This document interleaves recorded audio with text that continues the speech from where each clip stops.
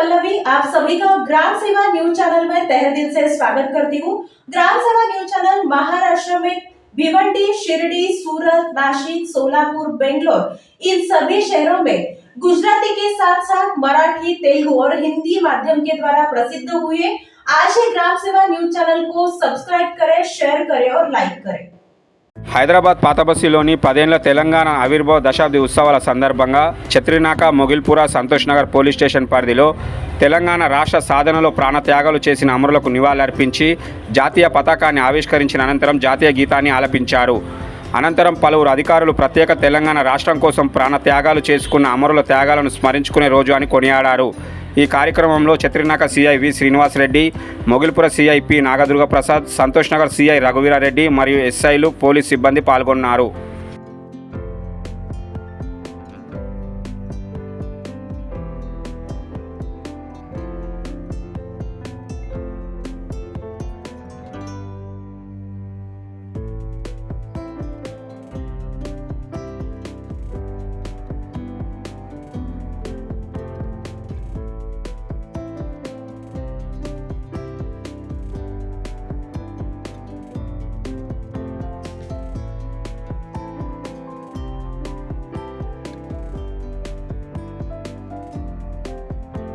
తెలంగాణ ఏర్పాటు అయిన తర్వాత మన యొక్క పోలీస్ వ్యవస్థ అనేది ఎలా పటిష్టంగా తయారైందనేది మీకు తెలిసి ఉంటుంది.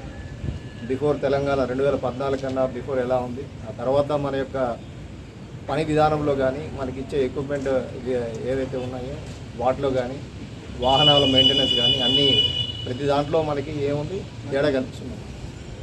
ఈరోజు తెలంగాణ యొక్క పోలీస్ అంటే ఎక్కడైనా కానీ నెంబర్ 1 అయిన స్థాయికి ఎదిగాం. దానికి ఏంది, ఒకటి వెనకాల మన ఆఫీస్ యొక్క కృషి ఉంది, అదేవిధంగా రాజకీయ నాయకుల యొక్క ప్రోత్సాహంతో మనది ఈ స్థాయికి ఎదిగాము. కనుక ఏదైతే మనం వచ్చిన ఈ టెక్నాలజీని అందిపుచ్చుకుంటున్నామో దాన్ని ప్రతి ఒక్కరూ రాబోయే రోజుల్లో మనకి మొత్తం అంతా సైబర్ క్రైమ్ మీద ఉంటుంది. కనుక మనకున్న సిబ్బంది అంతా దాని మీద ఎక్కువ నాలెడ్జ్ పెంచుకోవాలి. ఎందుకంటే చూసామంటే మనకు అయిందంటే అఫెన్సు గ్రేవ్ అయిందనుకో ఎన్ని లక్షలు పోతే 379 అయితే మనకి 3 lakhs అండ్ అబోవ్ అయితే నీకు గ్రేవ్ అనమాట. అదే నీకు ఒక ఇంట్లో 1.5 lakh కన్నా ఎక్కువ దొంగతనం అయిందంటే గ్రేవ్ కింద ట్రీట్ చేస్తాం. అదే సైబర్ క్రైమ్లో ఏమవుతుంది, కొన్ని లక్షలు చీట్ చేస్తారనమాట. ఒక పర్సనే కొన్ని లక్షలు చీట్ చేస్తుంది. కనుక మనకి రాబోయే తరాలంతా మనకి ఏంటంటే ఈ సైబర్ అవేర్నెస్ మీదే ఉంటుంది. కనుక మనమంతా దాని మీద ఎక్కువ నాలెడ్జ్, సీనియర్ డేటా కానీ అనాలిసిస్ కానీ నాకెందుకు లేని కాకుండా దాని మీద ప్రతి ఒక్కరు నాలెడ్జ్ పెంచుకోవాలి. అదేవిధంగా వచ్చిన ప్రతి పిటిషన్దారుడిని మనం గౌరవంగా వాళ్ళతో రెస్పెక్ట్గా బిహేవ్ చేయాలి. ఓన్లీ ఫ్రెండ్లీ పోలీస్ అంటే ఎవరైతే బాధితుడు ఉంటారో అతనితో మనం ఫ్రెండ్లీ పోలీస్, అంతేగాని వచ్చిన నేరస్తుతో పాటు మనం ఫ్రెండ్లీ పోలీస్ అనేది మాత్రం ఎట్టి పరిస్థితులు పెట్టుకోబాకండి. వాళ్ళకి ఇవ్వాల్సిన ట్రీట్మెంట్ వాళ్ళకి ఇవ్వాల్సింది, అదొకటే గుర్తుపెట్టుకోండి. ఫ్రెండ్లీ పోలీస్ అంటే వాడిని తప్పు చేస్తుంటే ఫ్రెండ్లీ పోలీసు ఏం చేయబాక అనేదానికి కాదు, గల్లాబట్టి లోపల వేయాల్సింది. అర్థమైంది. తప్పు చేశారంటే ఎవరైనా భయపడాలి. ఆ విధంగా తలెత్తుకునేటట్టుగా పనిచేయాలని చెప్పని కోరుకుంటూ రాబోయే రోజుల్లో ఏవైతే మనకి ఉన్నవి హర్డిల్స్ సైబర్ క్రైమ్ వాటి మీద నాలెడ్జ్ పెంచుకుంటూ ముందుకు వెళ్ళాలని చెప్పని ఇందులో ఏదైతే మనకి తెలంగాణ పోలీస్ అంటే నెంబర్ 1 అనేది ఎట్లయితే ఉందో దాన్ని మనమందరూ ఏదో నాట్ ఓన్లీ పై ఉన్న ఆఫీసర్లే కాకుండా కింద ఉన్న స్థాయి ఏదైతే హోంగార్డు మన ఆఫీసర్లు ఎవరైతే ఉంటారో వాళ్ళ ఆఫీసర్లు చేసినప్పుడు మాత్రమే మన తెలంగాణ పోలీస్కి మంచి పేరు వస్తుందని చెప్పని కోరుకుంటూ మీ యొక్క సహకారం నెంబర్ 1 స్థానంలో ఉండాలని చెప్పని కోరుకుంటూ అందరికీ మరొకసారి అమరవీరుల్ని నెమరు వేసుకుంటూ వాళ్ళ యొక్క త్యాగాల్ని మరొకసారి మనం నెమరు వేసుకుంటూ ఈరోజు హాజరైన మీ అందరికీ ప్రత్యేక ధన్యవాదాలు తెలుపుకుంటూ ముగిస్తున్నాం.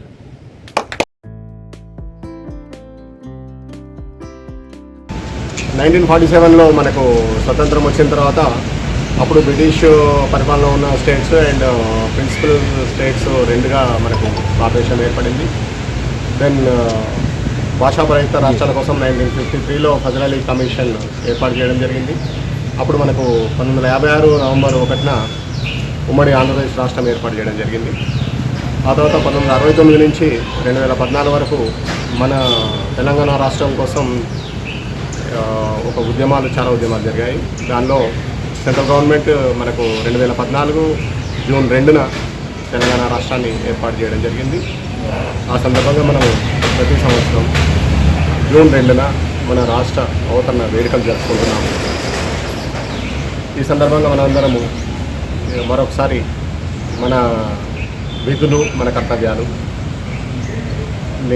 అందరినీ మిగతా స్టేట్ ప్రజలు కూడా మన దగ్గర ఎంతోమంది ఉన్నారు, వాళ్ళందరినీ సోదరభావంతో చూస్తూ మనకు అప్పచెప్పిన విధులని చిత్తశుద్ధిగా నిర్వహించాలని కోరుకుంటున్నాను.